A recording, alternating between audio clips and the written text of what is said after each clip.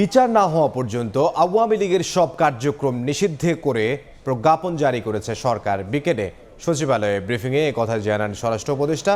বলেন, অধ্যাদেশ অনুসারে বিষয়টি বাস্তবায়ন করবে সরকার। এ সময় পুলিশের হাতে মারণাস্ত্র না রাখার সিদ্ধান্ত নেওয়া হয়েছে বলেও জানান উপদেষ্টা।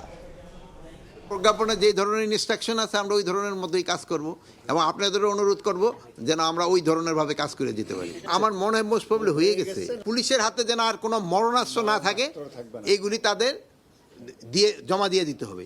কোনো মরণাস্ত্র পুলিশের হাতে থাকবে না, বাট এবি ব্যাটালিয়নের হাতে থাকবে। এই মুহূর্তে সচিবালয়ে আছেন সহকর্মী প্রসূন আশিস। সরাসরি যাব তার কাছে। প্রসূন, দেখুন, জুলাই গণ অভ্যুত্থানের পর থেকেই কিন্তু বিভিন্ন রাজনৈতিক দলের পক্ষ থেকে এবং যারা ছাত্ররা যারা আন্দোলন করেছে তাদের মধ্য থেকে এবং বিভিন্ন মহল থেকে কিন্তু রাজনৈতিক দল হিসেবে আওয়ামী লীগকে নিষিদ্ধ করার একটি দাবি ছিল, জোরালো দাবি ছিল। সেই দাবি অনুযায়ী কিন্তু দীর্ঘদিন ধরেই রাজপথেই বিভিন্ন রাজনৈতিক দলের পক্ষ থেকে তাদের এই শিগগিরই নিষিদ্ধ করার দাবিটি আরও জোরালো হয়ে ওঠে। সম্প্রতি জাতীয় নাগরিক পার্টির পক্ষ থেকে এবং নাগরিক পার্টি সহ বিভিন্ন রাজনৈতিক দলের পক্ষ থেকে রাজপথে আন্দোলন হয় এই আওয়ামী লীগকে নিষিদ্ধ করার জন্য। এরই মধ্যে গত শনিবার সন্ধ্যায় একটি জরুরি উপদেষ্টা পরিষদের একটি জরুরি বৈঠকে একটি সিদ্ধান্ত নেওয়া হয় বেশ কয়েকটি। তার মধ্যে ছিল যে আন্তর্জাতিক অপরাধ ট্রাইব্যুনালে আওয়ামী লীগের বিচার হওয়ার আগ পর্যন্ত আওয়ামী লীগের রাজনৈতিক দল হিসাবে বা সংগঠন হিসাবে রাজনৈতিক দল হিসাবে আওয়ামী লীগের সমস্ত কার্যক্রম, রাজনৈতিক কার্যক্রম বা যে কোনো ধরনের কার্যক্রম নিষিদ্ধ করার সিদ্ধান্ত নেওয়া হয়। এবং সেদিনেই কিন্তু জানিয়ে দেওয়া হয় যে শনিবারের পরে প্রথম যে কার্যদিবস, অর্থাৎ আজ প্রথম কার্যদিবস ছিল, আজকের মধ্যেই একটি প্রজ্ঞাপনও হবে এ ব্যাপারে।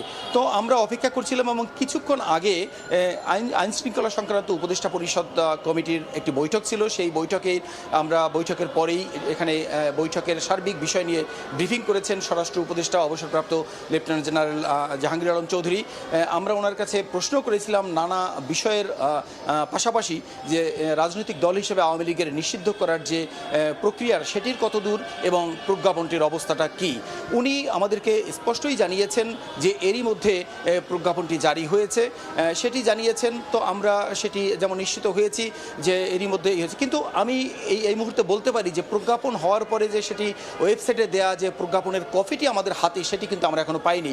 প্রজ্ঞাপনের কপিটি আমরা হাতে পাইনি। তবে উনি স্পষ্টই জানিয়েছেন এছাড়া যারা উপদেষ্টা পরিষদের যে সদস্যরা এখানে ছিলেন ওনাদের মধ্যে একজন কিন্তু যাওয়ার সময় আমাদেরকে নিশ্চিত করে গেছেন যে এরই মধ্যে প্রধান উপদেষ্টা ডক্টর মোহাম্মদ ইউনূস এই প্রজ্ঞাপনে সই করেছেন, সেটিও কিন্তু আমাদেরকে জানিয়ে গেছেন। তারই ভিত্তিতে আমরা কিন্তু বলছি যে এরই মধ্যে আওয়ামী লীগকে নিষিদ্ধ করে যে প্রজ্ঞাপনটি হওয়ার কথা আজকে জানিয়েছিলেন শনিবার, সেই প্রজ্ঞাপনটি এরই মধ্যে হয়ে গেছে।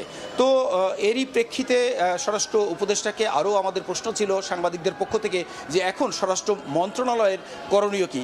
স্বরাষ্ট্র উপদেষ্টা স্পষ্টই জানিয়েছেন যে এখন প্রজ্ঞাপন অনুযায়ী এবং অধ্যাদেশ অনুযায়ী এই দল যদি কোনো বিশৃঙ্খল কোনো কার্যক্রম করে অথবা প্রজ্ঞাপন অনুযায়ী তাদের বিরুদ্ধে যে ব্যবস্থা নেওয়ার প্রয়োজন হয় সেই ব্যবস্থাটি নেওয়া হবে। অর্থাৎ প্রজ্ঞাপন অনুযায়ী সেটি বাস্তবায়নের দায়িত্ব স্বরাষ্ট্র মন্ত্রণালয়ের, সেটি নিশ্চিত করেছেন স্বরাষ্ট্র উপদেষ্টা।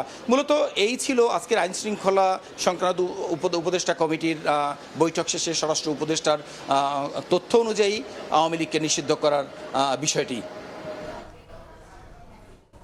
আওয়ামী লীগের কার্যক্রম নিষিদ্ধ করে প্রজ্ঞাপন জারি করেছে সে বিষয়ে আমাদেরকে বিস্তারিত জানাচ্ছিলেন সচিবালয় থেকে সহকর্মী প্রসূন আশিস।